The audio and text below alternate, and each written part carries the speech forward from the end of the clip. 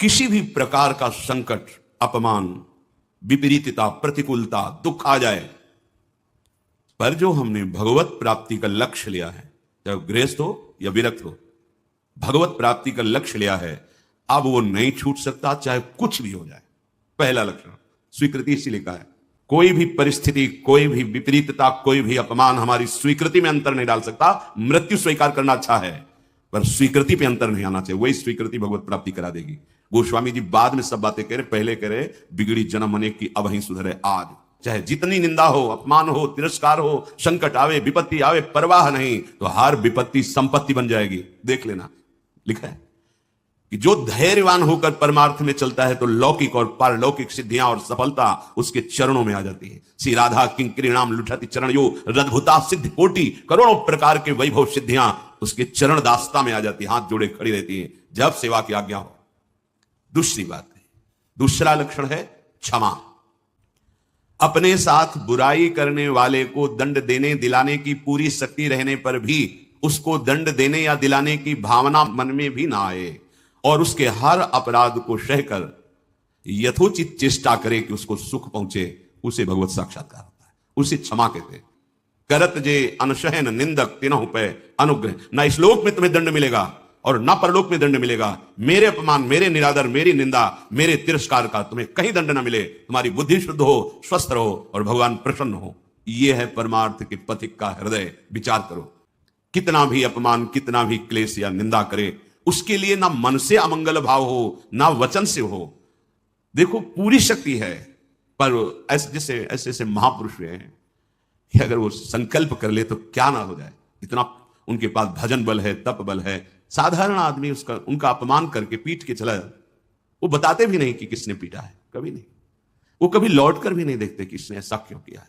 क्यों? क्योंकि अगाध बोध संपन्न महात्मा जैसे अपने हाथ से, अपनी दांत से अपनी जिह्वा, अपने द्वारा कोई चेष्टा जो अपने को पीड़ा पहुंचा दे, किसको दंड देंगे?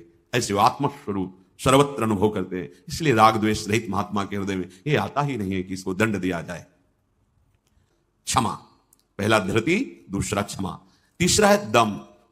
दम कहते हैं इंद्रियों को विषयों से हटाकर प्रभु में लगाना। अगर नाम जप कर रहे हैं आप और आपका लक्ष्य है कि मुझे प्रभु के चरणारविंद की प्राप्ति करनी है, तो आप इंद्रियों का दमन स्वाभाविक कर लेंगे। बहुत सरलता, सहजता से इंद्रियों का दमन हो जाता है। हमारी स्वीकृति ठीक नहीं है, इसलिए जैसे एक दिन एकांतिक में चर्चा हुई थी, आप वैष्णव हैं, आप भगवत दासत्व के चिन्हों से युक्त हैं, आप भगवत प्राप्ति का मार्ग स्वीकार किए, चाहे गृहस्थ चाहे विरक्त। अब आपके सामने मांस परोसा जाए, आप खाएंगे? बिल्कुल ना, अंदर से ना बाहर से चेष्टा ही नहीं होगी। क्यों? क्योंकि आपकी स्वीकृति नहीं है। ठीक है, मदिरा ना अंदर से ना बाहर से स्फुरण ही नहीं होगा उसको पाने का।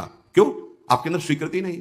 लेकिन व्यभिचार, मैथुन, गंदी बात, क्या आपकी ऐसी स्वीकृति है जैसे मदिरा और मांस के प्रति है तो उसी पंक्ति में, पर आपने इसके लिए स्वीकृति छोड़ दी, आपने इसकी गुंजाइश रख ली। अब आप गिर जाएंगे, आपकी इंद्रियां आपको गिरा देंगे। दूसरे की जरूरत नहीं, आपका मन ही आपको परेशान कर देगा, भ्रष्ट कर देगा। क्या आपकी ऐसी स्वीकृति है? और है तो आप बोलो, आपके सामने मांस परोसा जाए, मदिरा रखी जाए, तो क्या अंदर से स्फुरण होगा?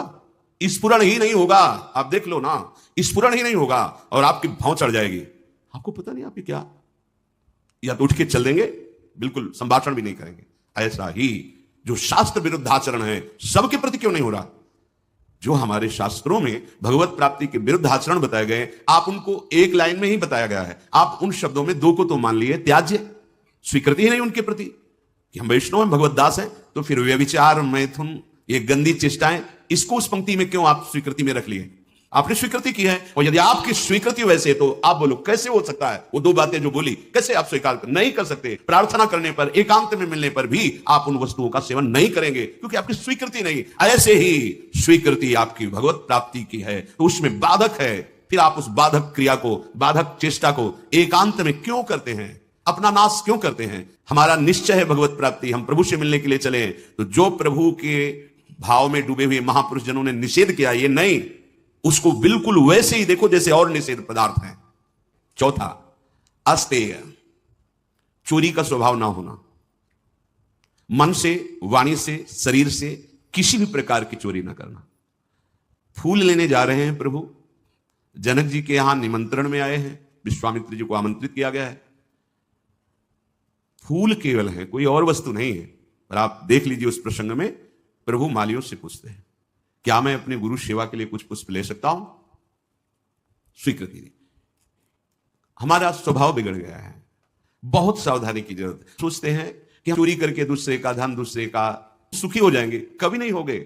अधर्माचरण करने वाला कभी, आपको थोड़ी देर हर्ष होगा, हर्ष शोक में परिणित हो जाएगा। शोक भयानक दुख पैदा कर देगा। बहुत सावधान, सिद्धांत को समझो और भगवत मार्ग में चले हो तो ऐसा होना ही नहीं चाहिए। पहला था धृति, दूसरा क्षमा, तीसरा दम, चौथा आस्ते, पांचवा है शौच। शौच कहते हैं पवित्रता को। उपासक को बाहर और भीतर दोनों से पवित्र होना चाहिए। आप बाथरूम तो बंद ही होते हैं, उचित वस्त्र धारण कर लो, या जैसा हाथ धो लिए, यहां से हाथ धो लिए, कुल्ला कर लिए, ये जो छिद्र है इनमें जल लगा लिया, कमर से स्नान, चाहे जितनी बार, इतना तो करना है। 2 बार तो सर्वांग आप कर लीजिए। बीमार हैं ऐसा है तो ऐसे कर लीजिए। अगर आप ऐसे पवित्र नहीं रहेंगे तो मंत्र नहीं चलेगा, भजन नहीं होगा। आप खुद देख लीजिए, बाहरी पवित्रता और आंतरिक पवित्रता, छल कपट ये सब अंदर ना रखते हुए नाम जब चल रहा है, अंदर पवित्र हो जाएंगे। फिर है छठा, शब्द स्पर्श रूप रस गंध। देखो, एकांत में आप कौन सा शब्द सुनते हैं? बिल्कुल खुली बात है, सभा में तो हम गान कर रहे हैं, लेकिन एकांत में कौन शब्द आपको प्रिय है? अगर एकांत में आपको नाटक, नौटंकी, नाना प्रकार के प्रापंचिक विषय सुनने और देखने में रुचि है, तो अभी आप इंद्रिय निग्रह नहीं कर पा रहे हैं। अभी आप भगवत दर्शन की लालसा वाले उपासक नहीं है। समझिए, आपका लक्ष्य बन गया भगवत प्राप्ति, तो आप ऐसे शब्द ना सुने जो आपके मन को खींच ले, ऐसे रूप को न देखें जो रूप राशि के दर्शन के लिए हृदय लालायित करना चाहते हैं हमारे मन को, हमारी इंद्रियों। ऐसा कोई रस, ऐसे कोई घ्राणेन्द्रिय का विषय, ऐसा कोई स्पर्श जो आपको भ्रष्ट कर दे अपने मार्ग से, सावधान। पर जो भगवत प्राप्ति की लालसा वाला होता है, वो शब्द स्पर्श रूप रस गंध, इस पर विजय प्राप्त किए होता है या विजय प्राप्त करना चाहता है। 7वां धी है। धी अर्थात बुद्धि। आपका आहार सात्विक होगा, संग सात्विक होगा, शास्त्र सात्विक होंगे, वार्ता सात्विक होगी, तो आपकी बुद्धि भी सात्विक हो जाएगी। जो रोज सत्संग सुनता है, सत शास्त्रों का स्वाध्याय करता है, भगवत भजन अर्थात नाम जप करता है और विचारवान है, कोई भी चेष्टा, कोई भी क्रिया बिना विचारे नहीं, विचार बिना विचारे जे करें चे पाछे पछताएं। हमें विचार करना है। ये जो हम सोच रहे हैं, जो हम करने जा रहे हैं, शास्त्र सम्मत है? नहीं तो फिर नहीं। जिसमें निरंतर प्रभु में मन लगाने के सहयोग हो, ऐसा बुद्धि निश्चय करने वाली, वो भगवत प्राप्ति की योग्य हो जाती है। हमें वही सुनना है, वही देखना है, वही बोलना है, वही चेष्टा करनी है, जिससे हमारा भजन बढ़े, भजन सुरक्षित रहे, भजन पच जाए। ये सारा क्षेत्र बुद्धि का है। बुद्धि में विवेक है, वो बढ़ाएगी भजन, बचाएगी और पचा लेगी। 8वां है विद्या। अगर हमको अक्षर मात्रा और ठीक ज्ञान है तो हम वेद का स्वाध्याय कर सकते हैं, आगे हम संस्कृत पढ़ें, हम अपने शास्त्रों को पढ़ सकते हैं। अब ऐसा क्या कि शास्त्र तो आते नहीं, भजन में रुचि नहीं, तो आपके अंदर ज्ञान स्फुरित कैसे होगा?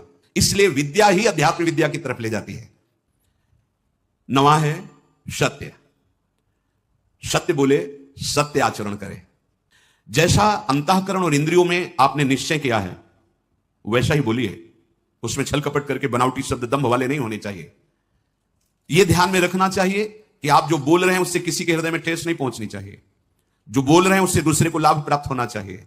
जो बोल रहे हैं वो यथार्थ सत्य होना चाहिए, कपट रहित, दोष रहित, अहित करने वाली वाणी नहीं होनी चाहिए। और 10वां है अक्रोध। कोई भी आपके प्रति कैसा भी बर्ताव करे, आपको क्रोध नहीं करना, यह नियम लेना है। देख लो, आज नियम लोगे, शाम तक कोई ना कोई ऐसा आपको गुस्सा, बाहर से नहीं अंदर से आ जाए। परसों मिला था ना, उसने अब जलने लगे, गुस्सा आने लगी। परसों की बात या वर्षों की बात, मन है वो लाएगा भी ऐसा। मतलब तो हमको क्या समझ रखा है भगवान? मतलब वो मना, गुस्सा रही ना, देखो इतना तो विलंब न करो, तो दंड दो, जिससे 4 लोग देखें ना कि वैष्णव अपराध का क्या मतलब होता है। कहां गए? उसी समय अंदर वाली वृत्ति करो, नहीं मुझे गुस्सा नहीं होना, मुझे किसी का मंगल नहीं मनाना, क्योंकि मुझे भगवत प्राप्ति करनी। क्षमा और क्रोध दोनों में भेद यही है। जो कुछ होता है मन में या बाहरी व्यवहार में, हमको उसे सहना है, क्रोध नहीं करना है। अपने लोगों को रहता है कि गुस्सा से सुधार हो जाता है, मुझे लगता है कि नहीं होता। कि नहीं, जैसे हम गुस्सा करते हैं तो सब संभल जाते हैं, नहीं होता, क्योंकि वो आसुरी प्रवृत्ति है। आसुरी प्रवृत्ति से ना अपना मंगल होगा ना सामने वाले का। हाँ, भगवत भाव रखते हुए अगर वो नाटक है तो कोई बात नहीं, गुस्सा का एक नाटक होता है, वो ऐसे ऐसा, पर अंदर ना जलन है ना अंदर द्वेष है न घृणा है। ये आप देख लो। ऐसा नहीं कि भरपूर गुस्सा हो गए फिर इसके बाद सिद्धि दिखाई कि हम तो नाटक कर रहे थे। वो भगवान अंदर बैठे हैं, वही भगवत प्राप्ति की बात है। बिल्कुल उसके प्रति भगवत भाव है, बिल्कुल कोई जलन नहीं किसी तरह की, और किसी तरह की अभद्र वाणी नहीं है। और आप शासन, आप ऐसा नहीं करना चाहिए आपको। अगर आप ऐसा करते तो आप चलिए बाहर निकलिए, खड़े होइए। वो केवल सुधार के लिए माना जाएगा। जहां अंदर जलन नहीं हुई, अभद्र वाणी नहीं हुई और आपका भगवत भाव है, ये अक्रोध स्थिति में भी ऐसा आप बाहर दिखा सकते हैं। पर ये स्थिति छोटी मोटी नहीं है, इसलिए पहले हमें पूरा क्रोध धारण करना है, गुस्सा नहीं करें। ये जो 10 प्रकार के लक्षण बताए गए, उपासक सावधानी पूर्वक इनको धारण करे। अगर ये लक्षण है तो भगवत प्राप्ति निश्चित है।